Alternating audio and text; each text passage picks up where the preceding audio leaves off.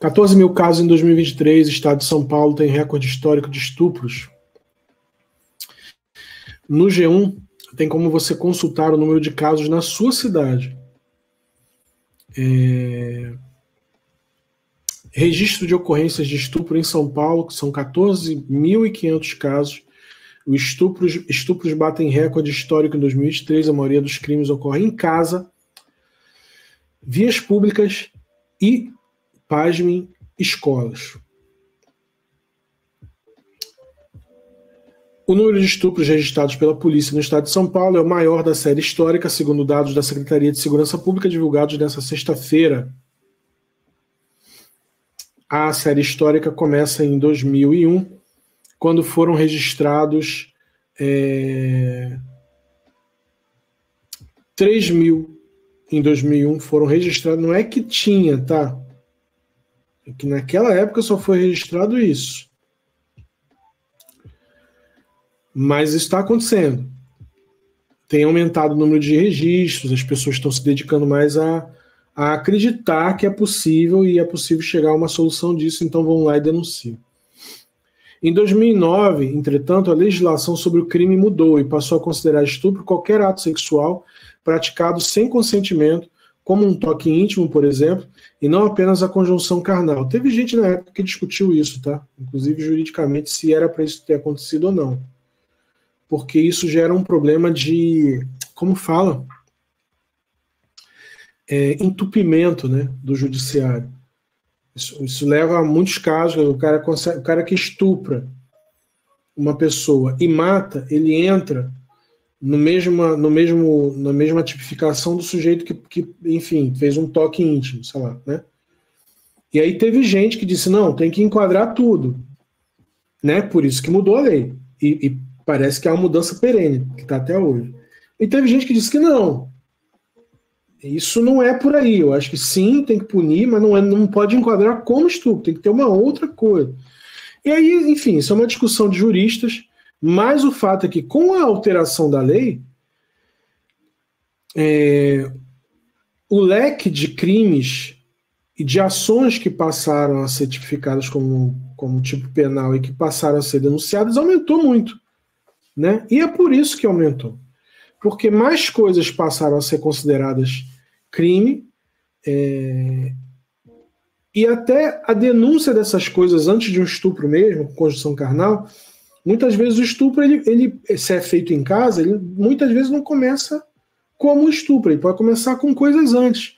Então, se você denuncia antes e já enquadra como estupro, você pode estar evitando até uma coisa pior, né? De muitas filhas, muitas mulheres que são estupradas dentro de casa, até mães por filhos, né? Isso é uma coisa pesada. Uma representante do Sou da Paz, a ONG Sou da Paz, Carolina, ela disse que também o aumento de denúncias está ligado a dois fatores principais. A redução de verbas federais durante o governo Bolsonaro para combater a violência contra crianças, adolescentes e mulheres, e agora isso não acontece mais. A pandemia de Covid que forçou uma maior convivência entre vítimas e potenciais agressores, uma vez que boa parte dos estupros acontece em casa. Mas para o governo de São Paulo, ajudam a explicar o aumento de casos e a maior conscientização de vítimas que passaram a denunciar mais os abusos e uma maior confiança no sistema de segurança. Para vocês terem uma ideia, 14.500 estupros em São Paulo no ano de 2023. No Brasil são, em média, 440 mil estupros por ano. Por ano. E esse é um número muito sério e grave no Brasil, porque, na verdade, o que a gente está vendo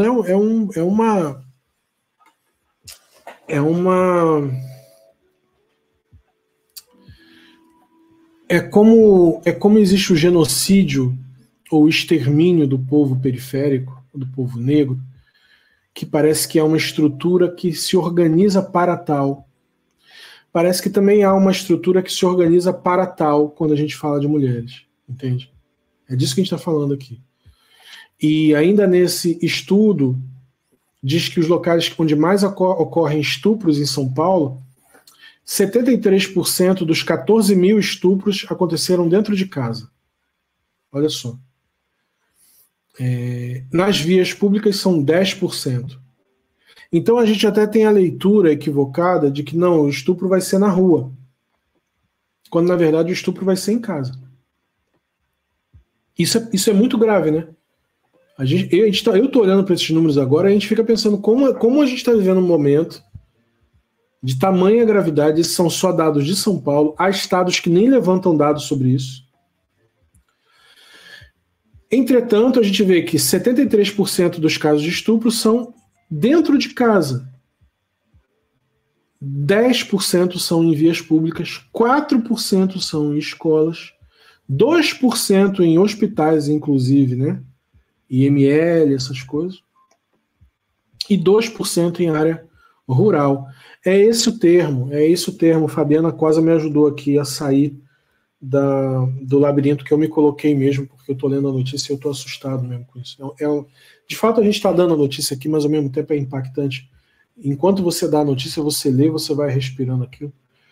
Mas é extermínio, é sobre extermínio. Eu já disse isso lá atrás, alguns anos atrás eu disse isso, e muita gente, inclusive de esquerda, disse que eu estava exagerando. Mas na verdade não. No Brasil eu disse que nós temos em resumo 2 tipos de extermínio: o extermínio do povo negro e o extermínio de mulheres.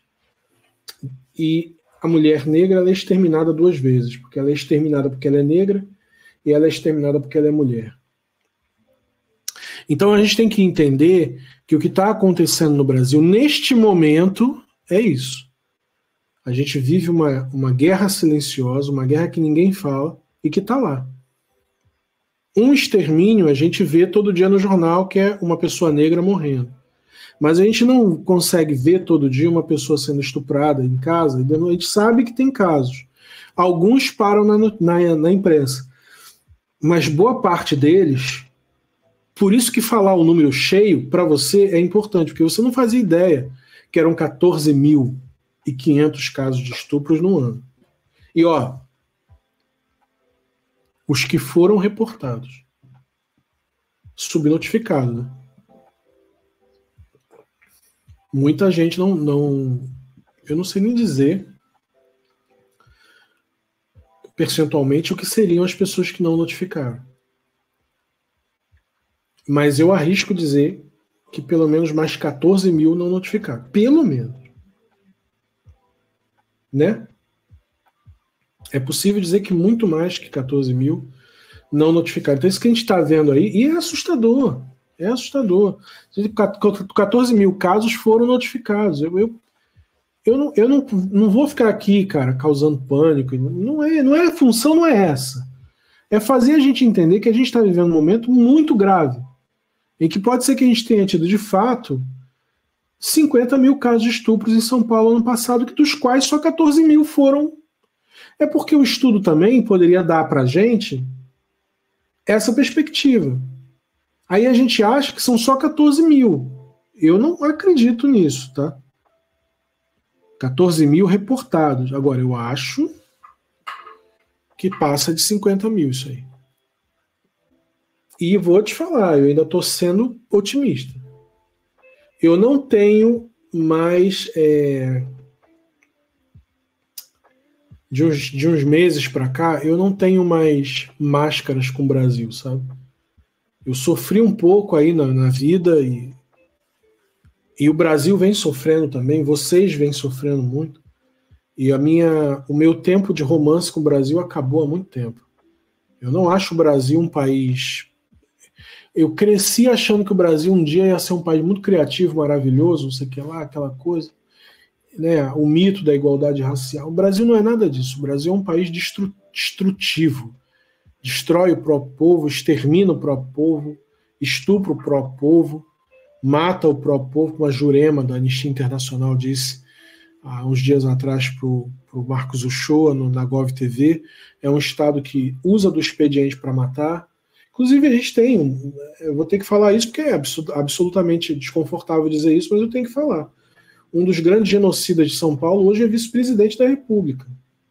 Todo mundo sabe disso, inclusive o PT sabe disso. Está lá até hoje na página do PT de São Paulo, está na página do PT, não, está na página, no site do PT Nacional, uma reportagem de 2017 em que o PT denuncia o Alckmin por genocídio. Um dos maiores genocidas de pessoas negras desse país, hoje é vice-presidente, dentro de uma chapa, presta atenção. É constrangedor dizer isso, entende? É constrangedor dizer, mas o número que eu estou lendo aqui e a realidade que a gente... É isso, ou a gente encara que a gente está debaixo de extermínios, ou a gente não evolui. Esses dias agora eu estava... o Alckmin. A gente estava agora vendo um vídeo de agricultores aqui na França que estão lá no sul da França, estão jogando merda, jogando feno, jogando lama no prédio da prefeitura, quebrando tudo, estão parando rua, sei que, estão derrubando. Outro dia desse eu estava vendo aquele filme lá, Napoleão, tal, porque eu estou estudando aqui na França, estou, né, fazendo curso de integração, tal, e tem que entender a história dos caras. E tem uns troços que não me interessam nem um pouco, mas tem uns troços que, porque eu tenho que estudar, eu tenho que ler. E aí os caras, eles têm até hoje a cultura de tacar fogo nas coisas. Isso é real, tá? Eu não estou nem elogiando eles por isso, não. Eles fazem mais que obrigação deles. É a gente que não faz a nossa.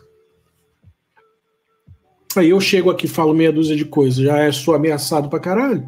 Você tem uma ideia como essa estrutura do Brasil de poder, ela é violenta.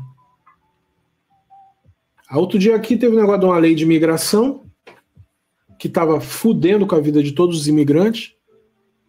E aí o povo foi pra rua fazer greve. Todo domingo. Eu fiquei me perguntando com a Carol, mas que porra é essa? Isso não vai adiantar, já votaram a lei. Já votaram a lei. Na cabeça da gente brasileiro, já votou a lei, não adianta fazer greve. Agora fudeu. Não, os caras foram pra rua, a gente fez uma matéria, cobriu lá uma manifestação, tem vídeo aí. Fomos lá pra... Eu entrevistei, foi a primeira entrevista que eu fiz em francês, 2 carinha. Um que era um francês branco que estava lá e um sans-papier, que era um homem norte-africano que está aqui como exilado. E eu entrevistei os dois e eles falam que essa lei ia, em suma, no meu linguajar, fuder com a vida do imigrante. E eles estavam lá fazendo greve. Até que essa semana, ontem, o Conselho Constitucional decidiu derrubar a lei, praticamente toda. O que eu fiquei pensando quando eu fui dormir? Puta que pariu, né? Que os caras vão pra rua até resolver.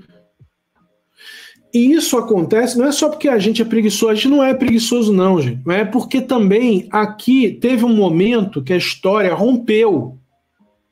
E o Estado aqui, ele não é um Estado imperador como o nosso é.